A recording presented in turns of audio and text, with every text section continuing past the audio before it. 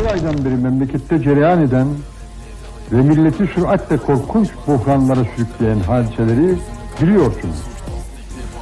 Bu gidişin memleketi kanlı bir kardeş kavgasına da götürmekte olduğunu her aklı başında vatandaşın takdir ettiğine kanim.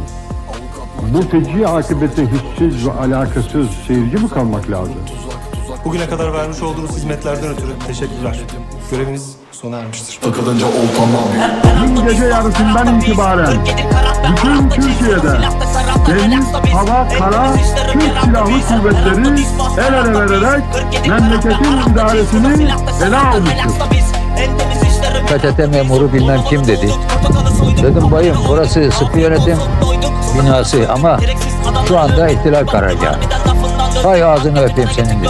Gülmekten öldüm, elimize yaptım söndü.